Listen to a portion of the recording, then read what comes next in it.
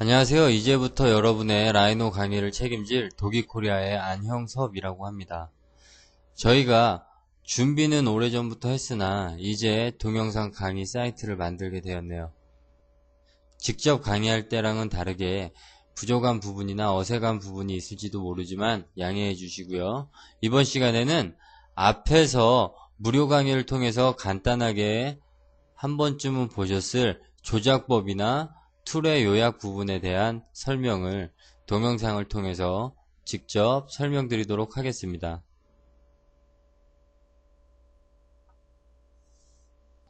먼저 조작법에 대해서 설명을 드릴 텐데요.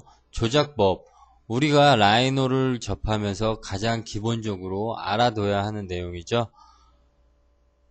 아무리 명령어를 다양하게 잘 알고 있다고 하더라도 조작법이 서투르게 되면 그만큼의 작업 시간은 딜레이 되고요. 명령어의 실행 역시 더뎌지게 되기 때문에 조작법은 굉장히 중요한 부분입니다. 자, 먼저 마우스 버튼은 왼쪽 버튼과 오른쪽 버튼으로 나눠지게 되는데 왼쪽 버튼이 사용되는 예와 오른쪽 버튼이 사용되는 예를 제가 간단하게 그림을 그려보면서 설명을 드릴게요. 자, 우선 왼쪽 버튼은 명령어의 선택된 명령어를 도면에 실행시킬 때 사용되겠죠. 마우스 오른쪽 버튼은 명령어를 맞춰주는 기능을 하고요. 전에 사용했던 명령어를 재실행시켜 줄 때 마우스 오른쪽 버튼은 사용됩니다. 다시 왼쪽 버튼을 이용해서 그림을 그려주게 되겠죠.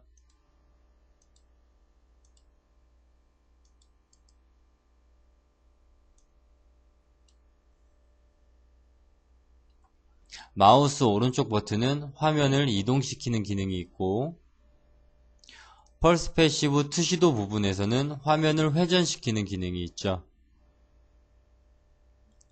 역시 투시도 부분에서도 화면을 이동시키고 싶으시다면 Shift 키와 마우스 오른쪽 버튼을 함께 사용해서 이동시키게 됩니다.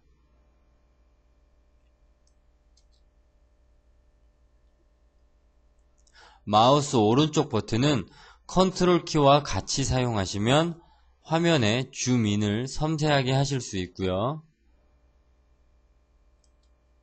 물론 마우스 볼을 이용해서도 화면에 줌인을 하실 수가 있겠지만 주얼리처럼 0.1mm까지의 작은 치수들을 작업하다 보면 마우스 볼을 이용해서 줌인 아웃을 하다 보면 넘어가는 부분이 생기고 그러한 부분을 대처하기 위해서는 컨트롤 키와 마우스 오른쪽 버튼을 이용해서 작업을 해주셔야겠죠.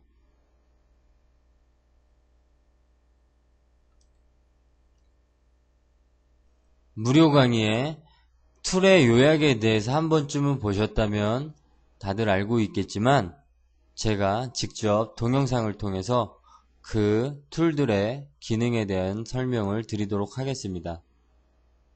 가장 먼저 중요한 부분은 커브죠. 커브의 툴에서 가장 중요한 부분은 첫 번째 커브와 두 번째 커브를 구별하실 수 있어야 되는데요. 첫 번째 커브를 이용해서 그렸을 때 그리고 두 번째 커브를 이용해서 직선을 그렸을 때 F10번을 이용해서 컨트롤 포인트를 찾아보면 첫 번째 명령어를 이용해서 그린 커브는 직선의 커브입니다. 하지만 두 번째 커브를 이용해서 그려준 커브는 곡선의 커브가 되겠죠.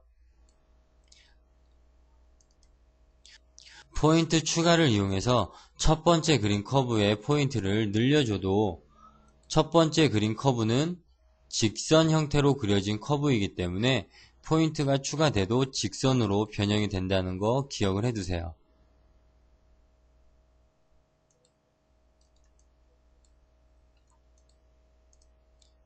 커브의 사용을 용도에 따라서 나누자면 첫 번째 커브는 아웃라인을 그려주는 커브이고요. 두 번째 커브는 어떤 선과 선 사이, 면과 면 사이를 이어주는 단면적인 커브로 이용이 됩니다.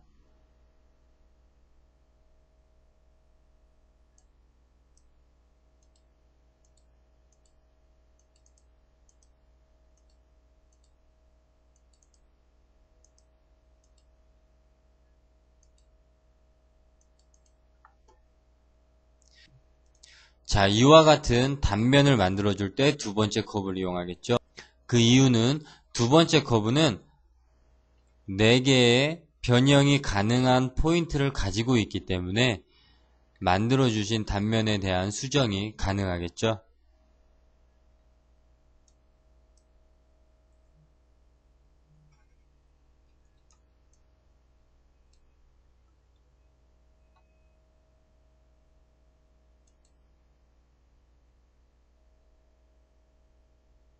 이번엔 커브와 연관된 조인이라는 명령어, 폭파라는 명령어, 트림이라는 명령어와 스프리트라는 명령어에 대해서 알아보도록 하겠는데요. 모든 커브는 한 번에 원하는 모양을 만들어줄 수 없기 때문에 스냅키와 엔드점을 이용해서 정확하게 맞닿는 선들을 그려주겠죠.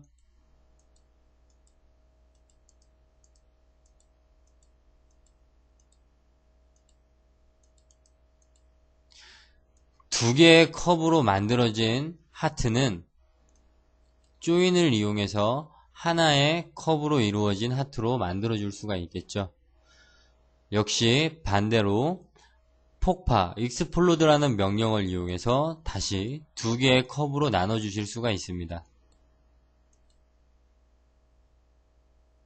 때론 하나의 커브가 필요할 때도 있고 때론 두 개, 그 이상의 커브로 나눠져 있는 커브를 사용해야 될 때가 있기 때문에 조인과 폭파라는 명령을 이용해서 합쳐주고 나눠줄 수 있겠죠. 트림이라는 명령어는 우리가 흔히 실제로 사용하는 지우개의 역할을 하는데요. 커브 상태에서 트림이라는 명령어를 실행하면 필요 없는 부분을 지워줄 수가 있겠죠.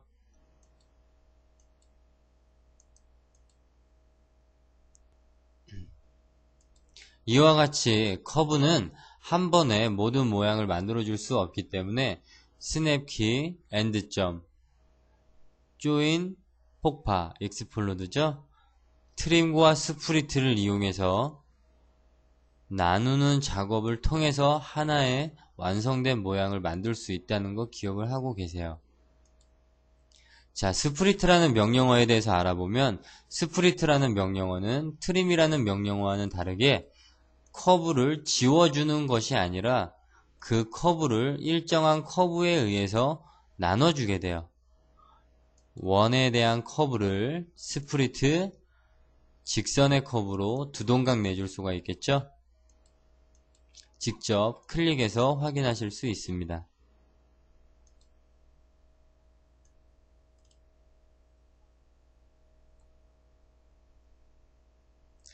자, 면에 대한 내용을 설명드릴 텐데 서페이스에 관한 내용 중 가장 첫 번째 있는 명령어는 우리가 임시적인 면을 만들어 줄 때 많이 사용해요. 네 군데의 포인트를 이용해서 아주 간단한 면을 만들 수 있겠죠?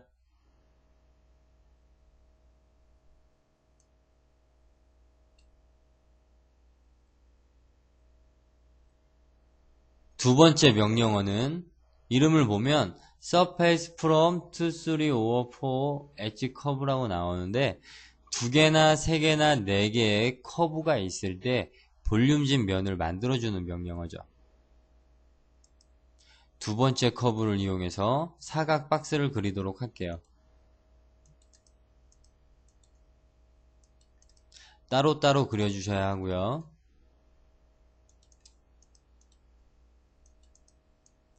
만들어진 사각형은 F10번을 이용해서 포인트를 키도록 하겠습니다.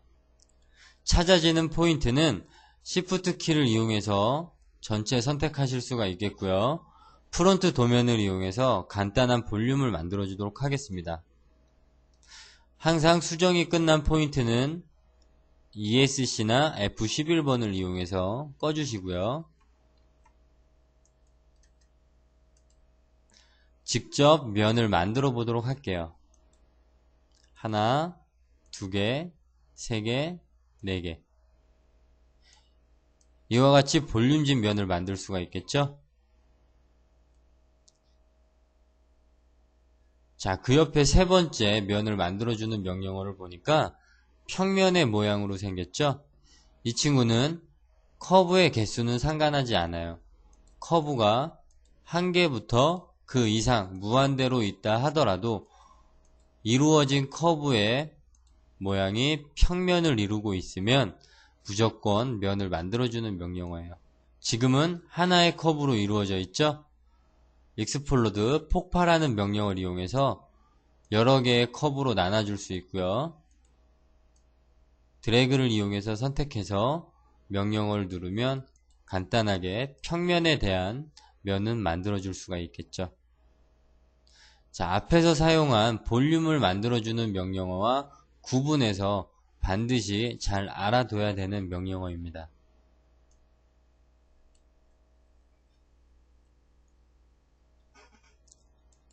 로프트라는 명령어는 두 선 사이의 면을 만들어주는 명령어죠. 자, 하나의 선을 그리고요. 두 개의 선을 그리고 로프트를 실행을 시키면 두 선을 이어주는 면을 만들어 줄 수가 있겠죠. 옵션 창에서는 OK를 누르세요. 자, 로프트를 이용해서 원하는 단면을 지정해 줄 수 없기 때문에 원레일이나 투레일을 사용합니다. 원레일이라는 명령어는 단면이 하나의 레일을 따라서 그 레일과 같은 면을 만들어 주게 되죠. 두 번째 커브를 이용해서 단면을 만들어 줄 거고요. 단면은 평면이 아닌 컨트롤 포인트를 이용해서 볼륨적으로 만들어 주도록 할게요. 역시 프론트를 이용해서 쭉 올려 주셔야겠죠.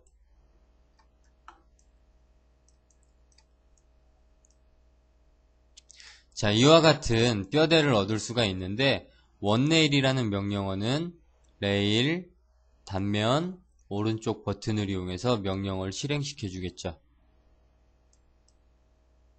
자, 보시는 것과 같이 볼륨진 면을 얻을 수가 있는데요.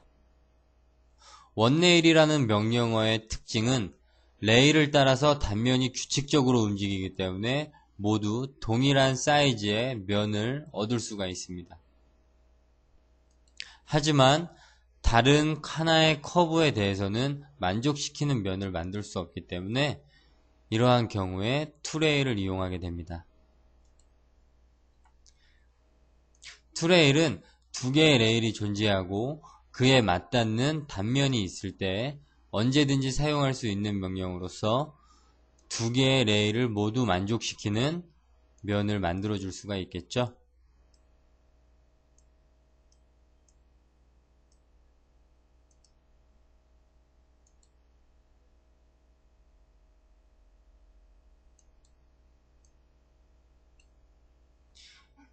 지금까지 커브에 대한 그리고 서페이스에 대한 가장 기초적인 부분을 동영상을 통해서 강의를 해드렸는데요.